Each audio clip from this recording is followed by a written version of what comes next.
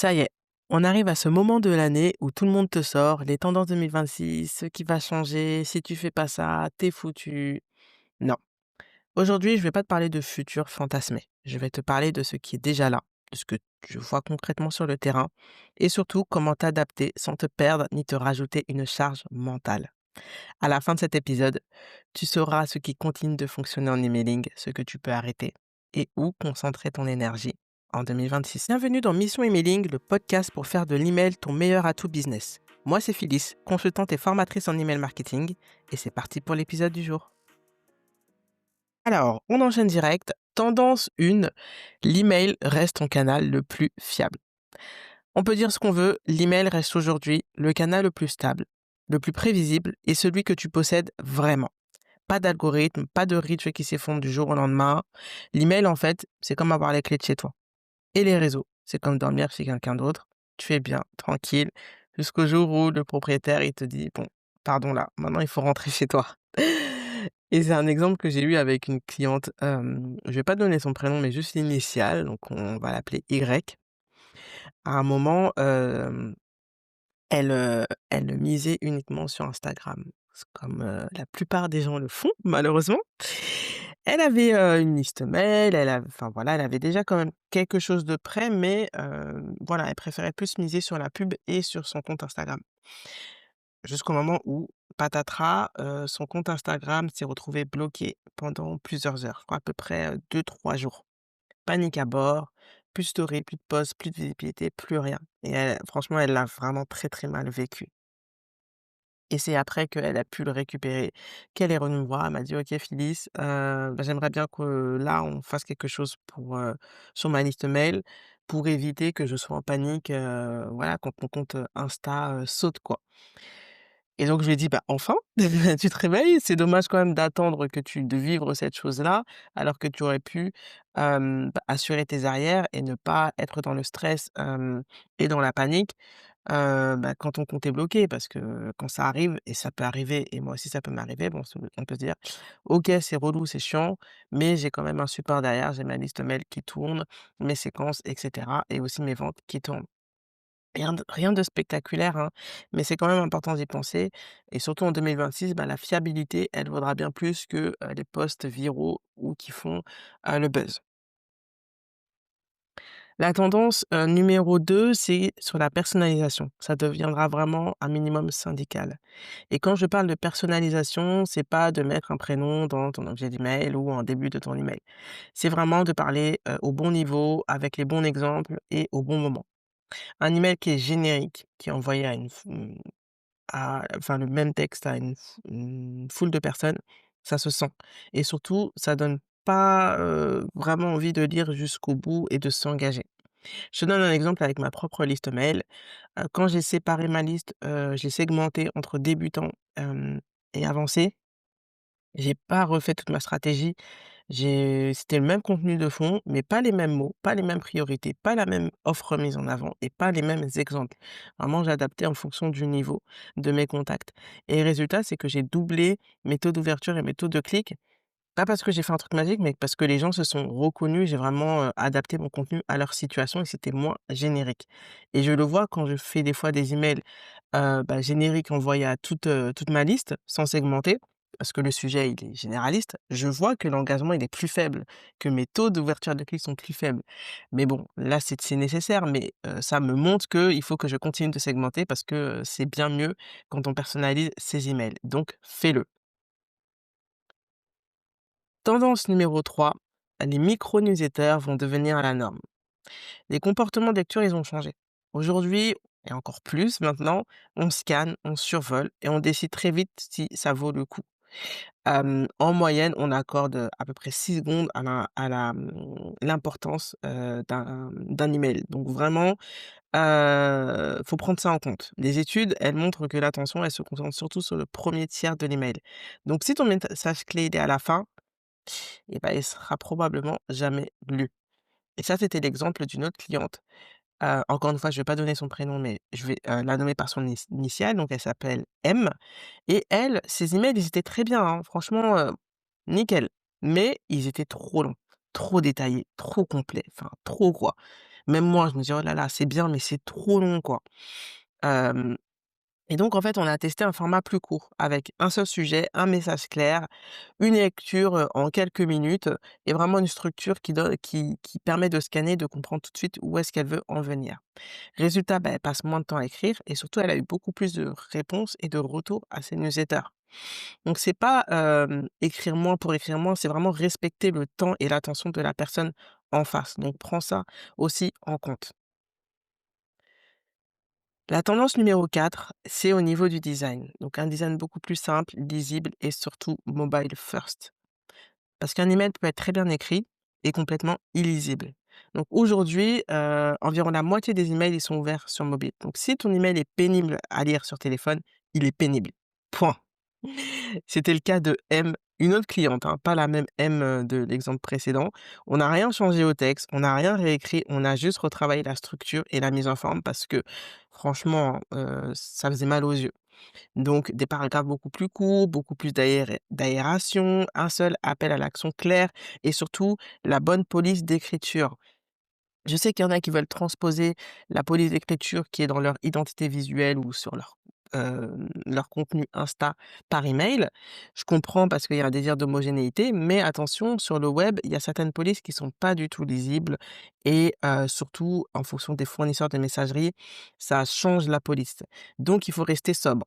On prend les polices système, Arial, Calibri, voilà. C'est pas très sexy certes, mais l'objectif c'est qu'on soit lu. Il y a les couleurs aussi. Ça peut, atténuer un peu, l'effet, entre guillemets «un peu moche», mais on prend des polices vraiment classiques et ça va aider donc, à la lisibilité, à la compréhension et faut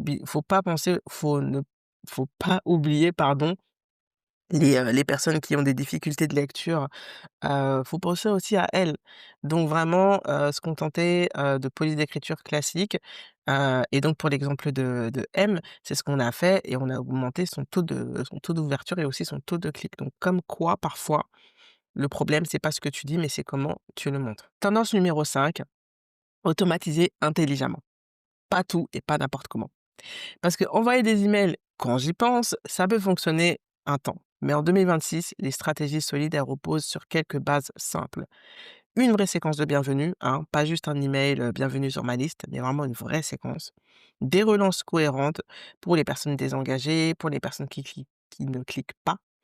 Une séquence post-achat qui poursuit la relation et qui fidélise et un minimum de nurturing. Le nurturing, c'est tout ce qui est contenu qui crée de la proximité, de la confiance, de la réciprocité. Et l'exemple de S, donc qui a une marque de produits capillaires, donc là on est plus dans le e-commerce, elle, on n'a pas envoyé d'email, pas de newsletter, on n'a pas ajouté des tunnels super compliqués. On a simplement, structuré correctement, avec une séquence de bienvenue où elle présente ses produits, où elle invite à aller plus loin, une séquence de panier abandonné, parce qu'en e-commerce, c'est la base, pour, relancer l'achat et une séquence de post-achat pour remercier, pour fidéliser et aussi pour parrainer. Résultat, elle a du chiffre qui tombe automatiquement et elle ne dépend pas uniquement de ses newsletters. Donc vraiment l'automatisation, ce n'est pas déshumaniser, c'est, arrêter de repartir, de zéro à chaque fois. Donc pense-y, intègre-le dans ta stratégie d'email marketing. En tendance 6, on a la, cohérence omnicanale. Les gens, en fait, ils ne te découvrent plus sur un seul canal. Ils te croisent sur un réseau social, sur ton site internet, dans ta newsletter, parfois en appel découverte, ou dans une boutique, ou lors d'un salon, ou lors d'un événement de networking. Donc vraiment, le vrai enjeu, ce n'est pas d'être partout, mais c'est d'être cohérente. C'est comme une série Netflix. Si l'épisode 4 contredit l'épisode 2, bah, tu décroches. Et ton audience fait pareil. Donc, l'application que je t'invite à faire pour, cette cohérence, c'est d'avoir une idée forte par semaine et de la décliner sur tous les canaux où tu es présente sans te disperser. Un seul message, décliné sur tes réseaux, sur tes canaux, pardon. Comme ça déjà, ça te permet de gagner du temps, de pas te fatiguer. Tu as juste une idée, tu la travailles, tu pars par exemple de ton contenu le plus long, que ce soit un article de blog ou ta newsletter, et tu la déclines sur tes réseaux, par exemple Instagram, LinkedIn ou ton podcast. C'est un gain de temps, non négligeable. Tendance numéro 7, transparence et intention claire. Les emails flous, manipulateurs ou ultra forcés, ça ne passe plus. À l'inverse, expliquer simplement pourquoi je t'écris aujourd'hui, ça change complètement la relation. Donc on est vraiment plus dans l'authenticité, le relationnel que, forcer la vente ou forcer, l'appel à l'action. Donc moi, par exemple, quand j'explique, clairement dans mes emails: «Voici pourquoi je t'écris aujourd'hui», j'ai souvent 2 fois plus de réponses. Surtout quand je suis beaucoup plus authentique et parfois vulnérable. J'ai beaucoup plus de réponses, pas parce que je force, mais parce que déjà je pose le cadre. Je mets en avant ma transparence et le fait que je suis pas là pour vous voler, mais je vous parle vraiment d'humain à humain. Je vous vois pas comme un portefeuille sur pattes, quoi. La tendance numéro 8, c'est que l'email se simplifie. Enfin, j'ai envie de dire. Les newsletters catalogues avec 15 liens, 4 sujets différents, ça fatigue. Simplifier, ce n'est pas appauvrir ta newsletter, c'est aider tes lecteurs à comprendre qu'est-ce qu'il faut faire. Par exemple, moi, j'avais une période où mes newsletters, elles étaient catégorisées, donc il y avait des rubriques.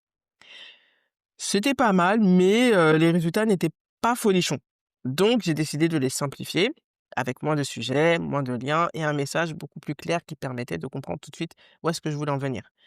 Déjà, un, j'ai passé moins de temps à écrire et de 2, j'ai eu beaucoup plus de clics. Donc moins de bruit, beaucoup plus d'impact. Et ça fait écho à la tendance numéro 3 où je te rappelle que l'attention, elle est réduite. Donc simplifier et aller droit au but, ça ne peut que t'aider et aussi aider tes lecteurs. Et la dernière tendance, donc la tendance numéro 9, il y en a beaucoup, hein, mais j'ai préféré simplifier et t'en lister 9 qui, à mon sens, sont les plus importantes, c'est que le contenu exclusif devient la vraie valeur. Les gens, ils ne veulent plus lire par email ce qu'ils ont déjà vu sur Instagram. Ils veulent des coulisses, des décisions, du retour terrain, du off, un peu du communauté privée comme on peut voir sur les groupes Telegram, les canaux, etc. Vraiment, ce qu'on peut trouver uniquement par email. Et moi, c'est ce que je fais avec mes mails privés. D'ailleurs, le nom, il n'est pas anodin, hein. C'est ceux qui génèrent le plus de réponses, plus de ventes parce que ce sont des contenus que je ne partage pas ailleurs ou alors je partage un extrait sur mes réseaux, mais le contenu, sur ma newsletter est beaucoup plus, développé, beaucoup plus concret, pardon. Et donc, c'est ce qu'il faut faire. Il faut que l'email, il redevienne vraiment un espace à part, une communauté privée, plus intime, beaucoup plus directe, là où vraiment tu enlèves le masque et tu es, vraiment, vraiment toi, quoi. Donc, en conclusion, si je devrais résumer pour, des tendances en email marketing 2026 et ce que tu devrais, adopter, c'est que l'email, il reste ton canal le plus stable. Les messages génériques, c'est terminé. Les formats courts, clairs et ciblés, ils dominent. L'automatisation, elle doit être présente, mais rester simple, on ne fait pas compliqué. La cohérence de tes emails et la clarté font la différence versus, des newsletters catalogues, avec, des multiples sujets. Et le contenu exclusif crée la relation. On ne veut pas retrouver des contenus que tu as partagés sur Instagram. Tu peux le faire, mais au bout de 6 à 8 mois. Mais vraiment, il faut que l'exclusivité, elle parte de, ta liste mail. Et si tu veux, changer, ta manière de communiquer cette année, arrêter de répéter les mêmes schémas que les années précédentes, je peux t'accompagner à bâtir une stratégie d'emailing claire, simple et efficace, alignée avec ton business, ton énergie et tes objectifs. L'idée, c'est pas juste de mieux écrire, c'est, de mettre, en place un système qui travaille pour toi, qui te libère du temps pour te concentrer sur ton cœur de métier et qui t'aide à vendre régulièrement sans t'épuiser. Donc ça, c'est à travers, mon accompagnement stratégique. Je, mets le lien dans la description. Hem et voilà, si tu sais que tu veux faire différemment cette année, bah, c'est maintenant qu'on pose les bases. C'est la fin de cet épisode. Si il t'a aidé, il t'a permis de voir un peu plus clair sur les directions à prendre en emailing pour cette année, tu peux laisser 5 étoiles, tu peux aussi laisser un commentaire. Ça change tout. Ça m'aide beaucoup. Et ça me dit que tu veux d'autres épisodes comme celui-là. D'ici là, je te dis à très vite dans le prochain épisode.